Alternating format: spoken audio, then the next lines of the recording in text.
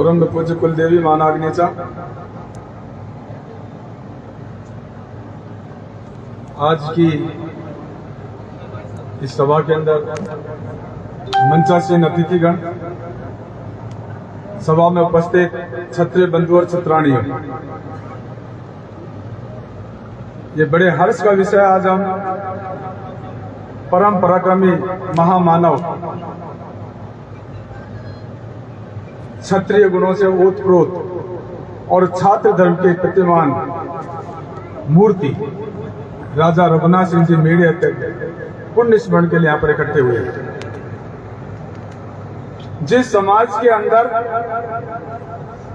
इतिहास पुरुषों का स्मरण नहीं किया जाता है, वो समाज उस यथेच्छाचारी घोड़े की तरह है जो रथ को ले जाकर एक गड्ढे में डाल देता। जिस समाज के अंदर महापुरुषों को सम्मान नहीं मिलता है, उसकी धर्म, इतिहास, संस्कृति तीनों गायब हो जाती हैं। इसलिए बहुत अच्छी बात है, आप सब लोगों ने ये बड़े जोश के साथ, उत्साह के साथ राजा रघुनाथ सिंह जी का जो पुण्य स्मरण किया है, वो काबिल तारीफ है। ये आने वाली पीढ़ी को दिशा देने के लिए आवश्यक चीजें, इन्हीं से प्रेरणा मिलती है।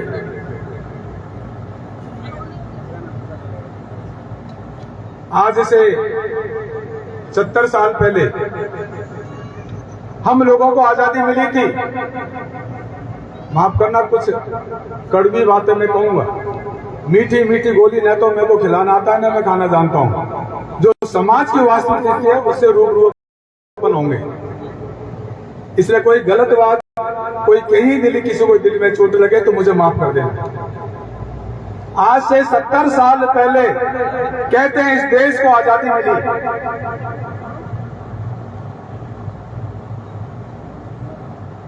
ऐसा समय आया पहली बार कि होली और दिवाली एक साथ मनाई जा रही थी। घर घर के अंदर दीपक जलाया जा रहा था और लोग रंग और गुलाल से सरोपार थे। लेकिन यह आधी हकीकत है। आधी हकीकत को छुपाए बैठे हम लोग, यह हमसे छुपाया गया षड्यंत्रकारियों द्वारा। आधी हकीकत क्या है? कोई एक ऐसा घर था उस वक्त जिसके घर मातम पसरा हुआ था, जिसके घर के अंदर चूल्हा नहीं जला था। वो किंग कर्तव्य विमूढ़ था। वो अपने आप को ठगा सा महसूस कर रहा था। ये क्या हो गया? जिस शासन को लेने के लिए मेरे पूर्वजों ने 3-3 पीढ़ियों ने एक साथ अपने सर कटवा दिए थे, उस शासन को लोग ताली बजा के ले गए। मेरा परंपरागत नेतृत्व तालियों की गड़गड़ाहट से डर करके सिंहासन छोड़ करके भाग गया। आम राजपूत अपने आप को ठगा सा महसूस करने लगा। अब हम कहां जाएं? जिनको हमने सब कुछ माना, अरे वो हमसे सिर तो मांगते, हम सिर देते उनको, लेकिन शासन को बदलने नहीं देते। लेकिन किसी ने सिर नहीं मांगा। हमने अपने तलवार को इसलिए धार दी, कहीं तलवार की आवश्यकता पड़ेगी, लेकिन हमें इस तलवार को म्यान से निकालने के लिए आदेश मिला ही नहीं। ये कैसा परिवर्तन? दुनिया का ऐसा कभी परिवर्तन नहीं हुआ। हजारों लाखों सालों से जिस कौम ने शासन किया है अपने बाहुबल पर, वो कौम बिना रक्त की एक बूंद बहाए परिवर्तन को स्वीकार कर लेंगे। कुछ नवयुवकों ने सोचा हमने इस कौम में जन्म लिया, ऐसा नहीं करने देंगे, इस कौम को इस प्रकार पतन के अंदर नहीं जाने देंगे। वो बैठे एक जगह, उन्होंने विचार किया, अपन क्षत्रिय हैं, अपन राजपूत हैं, अपन इस जाति में जन्म लिया, अपन क्या करें? उन्होंने क्या करेंगे हम? और उन्होंने बैठ करके एक योजना के अनुसार संगठन बनाया और उस संगठन का नाम था श्री क्षत्रिय युवक संघ। वह क्षत्रिय युवक संघ 70 साल से लगातार इस समाज के अंदर धर्म, इतिहास, संस्कृति की ज्योत जला। हमारे शासन गए थे, जागीरें गई थी, महल गए थे, किले गए थे, हमें धुतकारा जा रहा था। उस पीड़ा से पीड़ित होकर के ये संगठन बनाया गया था श्री तन सिंह जी ने। इसको विचारधारा दी आयुवान सिंह जी ने, और उस विचारधारा को परिष्कृत के आगे बढ़ा रहे श्रद्धेय देवी सिंह जी महार साहब श्री आयुवान सिंह स्मृति संस्थान के अंतर्गत धर्म इतिहास संस्कृति का बिगुल बजा रहे हैं। अब हम कहेंगे ये धर्म इतिहास संस्कृति की बातें क्यों की जाती है? साथियों, जीने के लिए 3 चीजें चाहिए। अगर इन 3 चीजों को मैं बता रहा हूं, उससे आप इत्तेफाक नहीं रखते हैं तो खड़े होकर बोल दीजिए आप गलत करें। वो 3 चीजें हैं भोजन, पानी और हवा। इन्हें 3 चीजों के बिना किसी भी व्यक्ति का जीवन सुरक्षित नहीं है, उसको मरना ही पड़ेगा। और आप सब लोग मेरे से सहमत है, हाँ भोजन भी चाहिए, हवा भी चाहिए, पानी भी चाहिए, अगर नहीं है तो मर जाएंगे। कटु सत्य है, अटल सत्य है। इसी प्रकार अटल सत्य क्या है? किसी भी कौम को जिंदा रखने के लिए 3 चीजें चाहिए। धर्म, इतिहास, संस्कृति। जिस कौम ने अपने धर्म, इतिहास, संस्कृति को बुला दिया, उस कौम को कोई नहीं बचा सकता, उसको मरना पड़ेगा, उसको नष्ट होना पड़ेगा। ये भी अटल सत्य है, ये ध्रुव सत्य है। इसलिए क्षत्रिय अक्सर धर्म, इतिहास, संस्कृति की बातें करता है, हमारी पहचान की बात करता है। और जब हम क्षत्रिय नहीं रहेंगे, ये किले किस काम के, ये गाड़ी किस काम की, ये महल किस काम के, ये पद किस काम की? ये दूसरे नंबर बातें। पहले नंबर अपनी पहचान है। अगर हमारी पहचान नहीं है, बेकार है सब। आप कहोगे प्रमाण सहित बात करो। वाल्मीकि रामायण का पहला पृष्ठ खोलिए, उसमें वाल्मीकि जी कहते हैं मैं प्रचेता की संतान हूं, और प्रचेता वरुण पुत्र थे। और वरुण कौन है? महाभारत पढ़ लीजिए, उसमें 8 क्षत्रिय देवताओं के नाम दे रखे हैं। इंद्र, वरुण, रुद्र, सौम्य, पर्जन, ईशान, यम और मृत्यु। इन 8 क्षत्रिय देवता से क्षत्रियों की संतति चली है, संतति उत्पत्ति हुई है।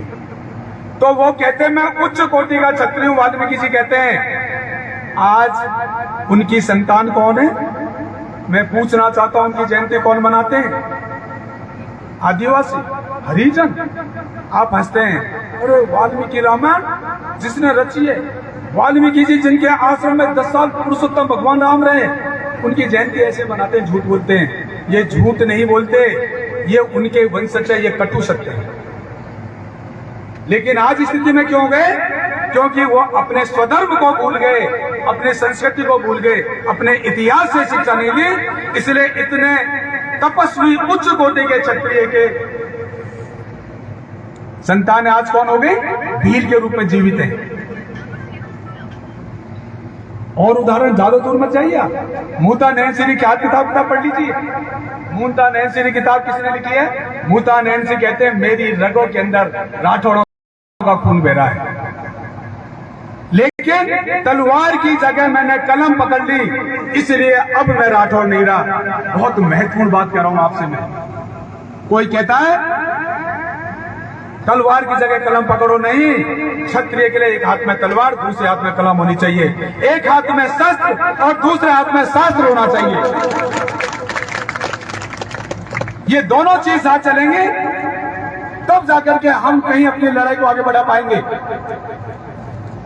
लोग कहते हैं मीर भोज की संतान गुजर कहते हैं तो हमें, वो कहते हैं हमें, वो कहते हैं हमें, कहेंगे लोग। अगर हम महापुरुषों को याद नहीं करेंगे, उनसे सीख नहीं लेंगे तो। लेकिन दुनिया क्या देखती है? जयपुर के राजपूत सभा भवन के अंदर आज से 10-12 साल पहले श्रद्धेय देवी सिंह जी महार के पास में बैठा, दिल्ली से एक गुजर आता है इंजीनियर, और उसकी पत्नी बड़ी अधिकारी थी, कोई IAS थी या कुछ थी। और वो दोनों आते हैं, उन्होंने कहा साहब हम यहाँ पर इतिहास की जानकारी लेने आए हैं। श्रद्धेय अध्यक्ष जी ने कहा हमारे वयोवृद्ध समाज सेवी बैठे हैं, महाराज साहब के पास जाइए। मैं भी वहां बैठा, उनकी महाराज एक प्रश्न का उत्तर दो, ये ठाकर तो बड़गुजर हो गया, हम गुजर कैसे बन गए? उन्होंने कहा सुनने की क्षमता है आप में? बोला हाँ है साहब, सुनने दिल्ली से आया हूं मैं।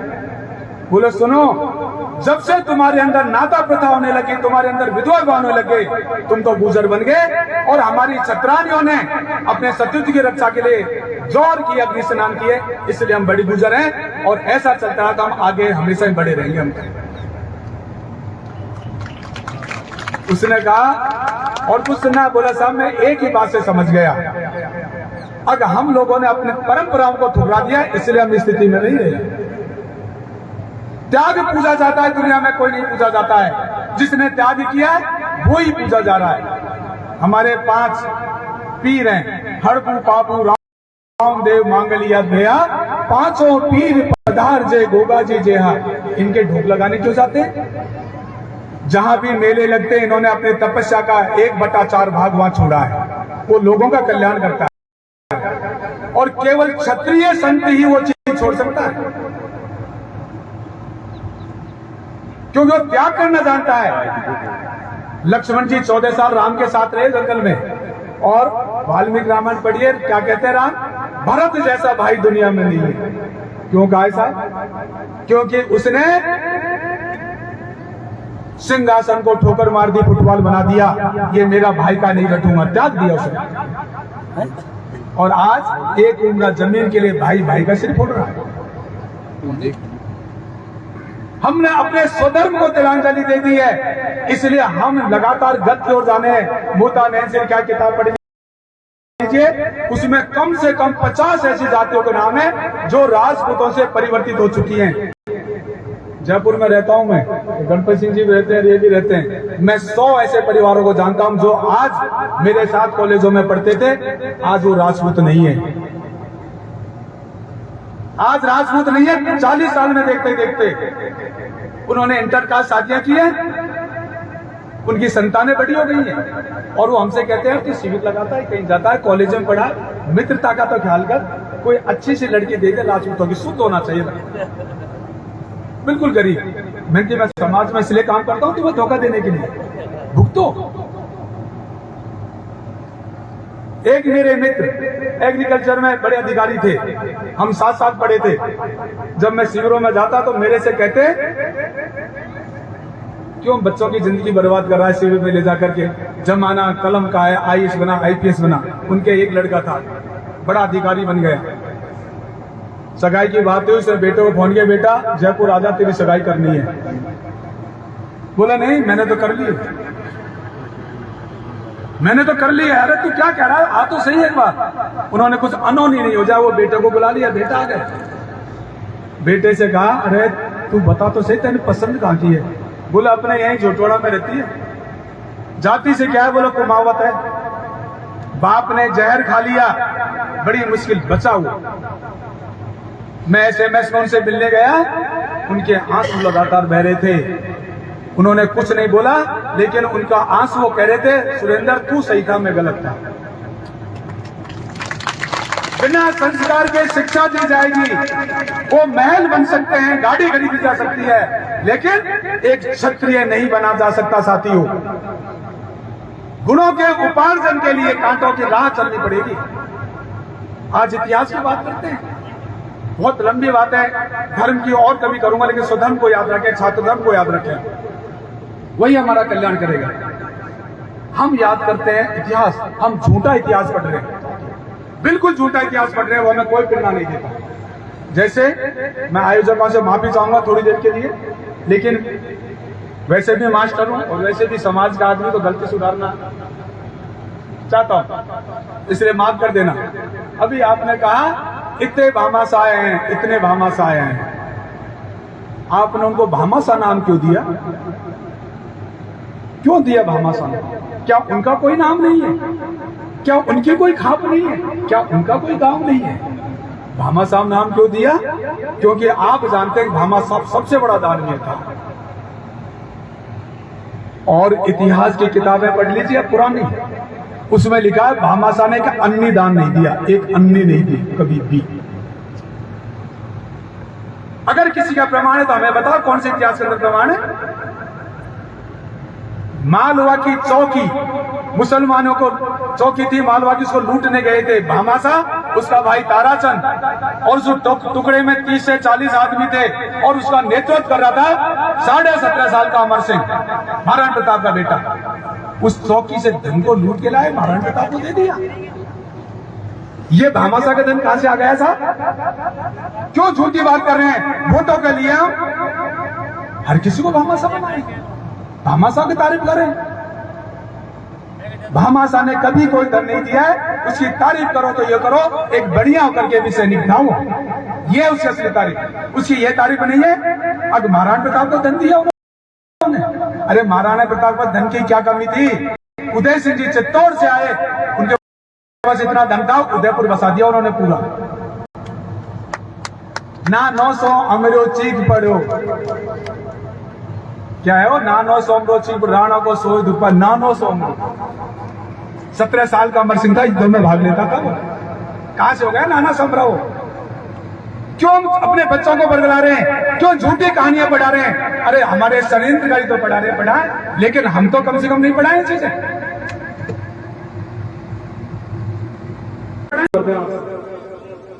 महाभारत के अंदर पिता में भीष्म को महायज्ञ बताया है, उसमें 5 बातें महिलाओं से अनुरोध है ध्यानपूर्वक सुने यदि इस कौम को बचाना है तो।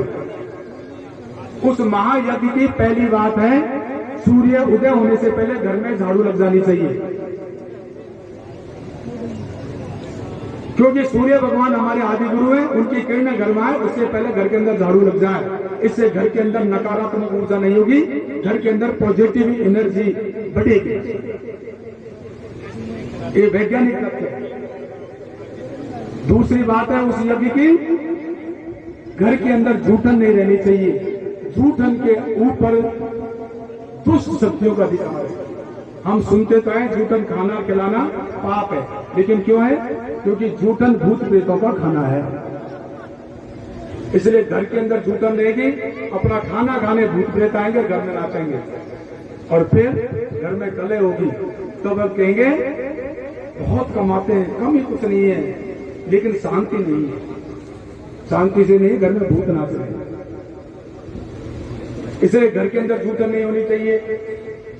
तीसरे उस महायज्ञ की बात है रोज एक रोटी कुत्ते को, रोज एक रोटी गाय को दें। गाय को रोटी दी जाती है आभार प्रदर्शित करने के लिए, कुत्ते को रोटी दी जाती है रिश्वत की रोटी। गाय को रोटी क्यों दी जाती है? इस धरती पर अन्न नहीं उपजता था, दुनिया में हाहाकार मच गया। एक क्षत्रिय से नहीं देखा गया, उसने तपस्या की और इस धरती माता ने गाय के रूप में क्षत्रिय को दर्शन दिया और कहा बोल क्या मानता है तू? बोले माँ बीज क्यों नहीं झेलती, दुनिया तो मर रही है। उसे मेरे थनों में दूध आएगा तो बीज झेलूंगी। उसने कहा माँ दूध तो तू देगी जब आएगा, तो मेरे सामने बछड़ा ला। हे माँ बछड़ा तू पैदा करेगी तब होगा, मैं कहां से लाऊंगा?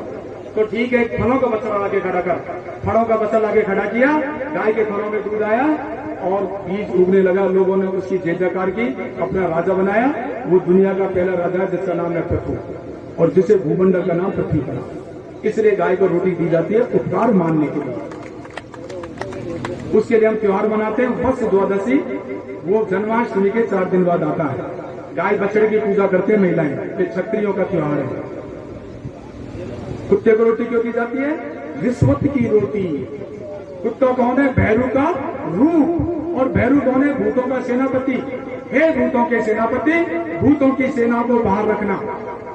इसलिए कुत्ते को रोटी डाली जाती है, लेकिन सावधानी, डेली से बाहर, अंदर नहीं।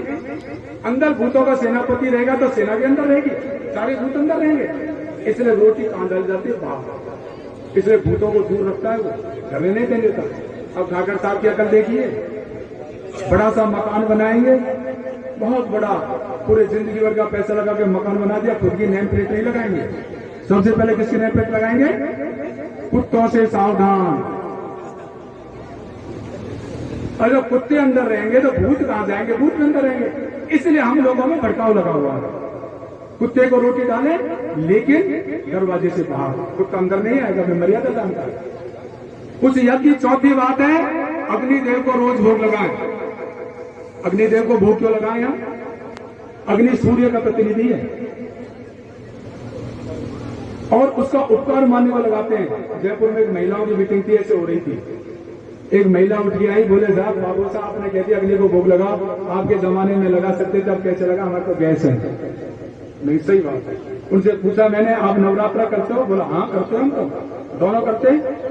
नवरात्रों में जोत लेते हैं? बोले बिना जोत ले कैसे नवरात्रा? देवी की जोत रोज लेते हैं, कुल देवी की। आप 18 दिन 20 दिन जब जोत ले सकते हैं, अग्नि में भोग लगा सकते हैं, तो 365 दिन क्यों नहीं? कोई जवाब नहीं था। मैं बताऊं, वो सोबत और आलस्य का। तो इस प्रकार रोज अग्निदेव को भोग लगाए। 5वीं बात है, रोज एक मुट्ठी अनाज पक्षियों को डालें। अनाज पक्षियों को क्यों डाला जाता है? हमारे उपनिषदों में लिखा है, हृदय के अंदर प्राण और आत्मा पक्षी रूप में निवास करते हैं। जब